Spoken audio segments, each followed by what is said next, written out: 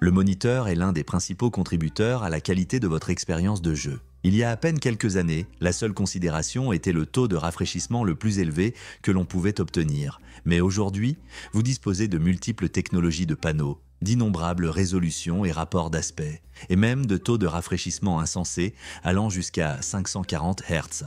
Cependant, la technologie des diodes électroluminescentes organiques, OLED, a pris d'assaut la scène grâce à des temps de réponse exceptionnels, un contraste infini, des noirs profonds comme l'encre et des taux de rafraîchissement impressionnants. Récemment, j'ai acquis le modèle PG32UC-DP d'Asus et aujourd'hui je vous partage mon expérience avec ce moniteur ainsi qu'avec la technologie OLED en général pour voir si elle mérite vraiment une place sur votre bureau. Si, après avoir regardé la vidéo, vous décidez que ce moniteur est de fait pour vous, je laisserai un lien dans la description afin que vous puissiez l'acheter en promotion. La résolution 4K de ce panneau est vraiment superbe et bien que des versions antérieures de moniteurs OLED aient rencontré quelques problèmes de netteté du texte, je peux vous assurer que l'image est aussi nette que sur mon ancien panneau à cristaux liquides.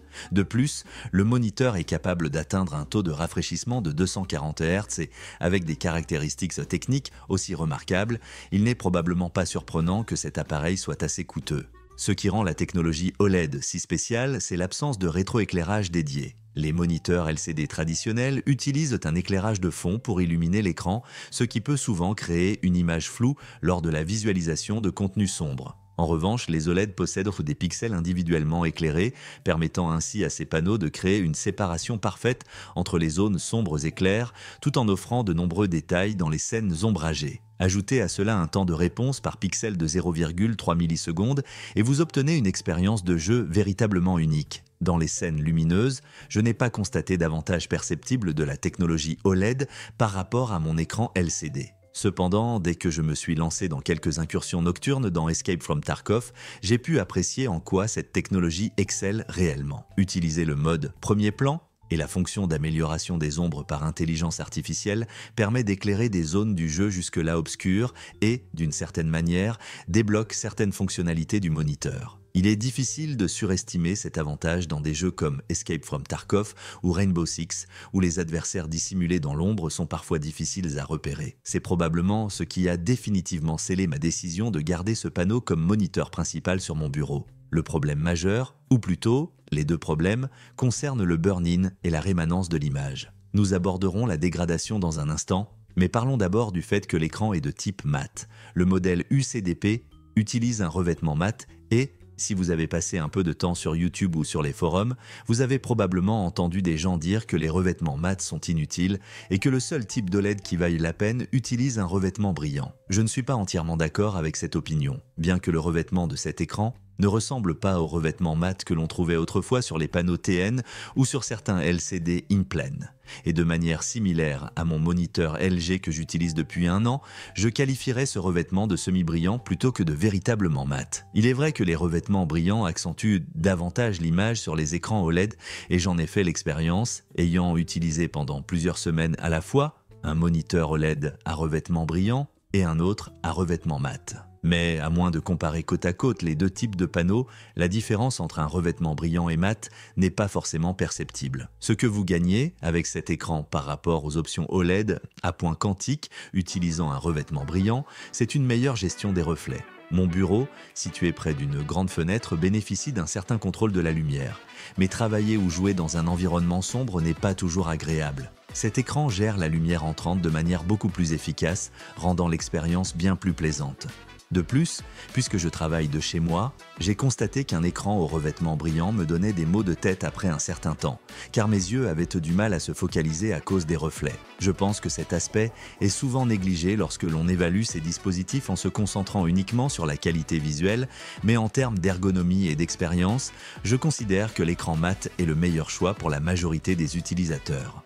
La dégradation par rémanence d'image reste toujours un risque avec les moniteurs OLED et Asus en est conscient. C'est pourquoi ils ont équipé ce panneau de nombreuses mesures préventives pour en limiter l'apparition. Toutefois, soyons réalistes, le risque demeure. Ces panneaux OLED sont encore relativement récents et nous n'avons pas de réponse définitive quant à leur longévité. La réalité, c'est qu'il ne s'agit pas de savoir si le burn-in ou la dégradation du panneau se produira, mais de quand cela surviendra. Et je mentirais si je disais que cela ne m'inquiète pas un peu, compte tenu du coût élevé de ces panneaux. L'idée qu'en 1 ou 2 ans, l'écran puisse subir un burn-in permanent ou une perte de luminosité traverse définitivement mon esprit. Heureusement, ce panneau offre une garantie contre le burn-in pendant 3 ans, ce qui aide à atténuer ces préoccupations, bien qu'Asus n'ait pas récemment obtenu de très bons échos concernant son service après-vente. Ainsi, même si la garantie est rassurante, une petite incertitude subsiste. Si, comme moi, vous prévoyez d'utiliser ce panneau à la fois pour le travail et pour le jeu, la probabilité d'une dégradation par rémanence d'image semble presque inévitable. L'une des caractéristiques principales de ce panneau est le mode à 480 Hz. Ce mode verrouille la résolution en 1080p en mode progressif, mais dans de nombreux titres, comme Overwatch par exemple, cette perte de qualité d'image n'affecte pas trop l'expérience. Cependant, la fluidité du mouvement obtenu grâce à un taux de rafraîchissement aussi élevé se traduit indéniablement par un avantage compétitif. Ce n'est pas une fonction que j'utilise de manière excessive, mais si je joue à des parties classées ou si je souhaite profiter de sessions intenses, sur Black Ops 6, cette fonctionnalité est vraiment excellente. Une option consiste à utiliser la fonction de contrôle du format d'image intégrée à cet écran qui vous permet de choisir un rendu en 27 ou 24 pouces au lieu d'utiliser la totalité des 32 pouces. Cela améliore la qualité de l'image en mode 1080p progressif et, puisque le panneau est OLED, la zone autour de l'écran est complètement noire, donnant ainsi l'impression de jouer sur un écran plus petit. De plus, il est équipé de quelques modes pour afficher des réticules et pour les tireurs d'élite. Personnellement, je ne les ai pas trouvés particulièrement utiles, mais ils pourraient l'être pour vous si ce sont des fonctions que vous utilisez régulièrement. Ce moniteur fonctionne parfaitement aussi bien avec les consoles qu'avec les ordinateurs, car il est doté de 2 ports HDMI, version 2.1 en plus d'un port DisplayPort version 1.4. Le panneau inclut également un port USB-C qui peut être utilisé pour charger votre ordinateur portable avec 90 watts ou pour activer un commutateur KVM intégré, clavier, vidéo et souris, ce qui est très pratique pour le télétravail en partageant les périphériques entre 2 machines. En résumé, l'Asus PG32 UCDP est un moniteur impressionnant qui illustre parfaitement ce que la technologie OLED peut offrir. Des images 4K, époustouflantes, 240 Hz, des noirs profonds et des temps de réponse incroyablement rapides qui créent une expérience de jeu vraiment unique.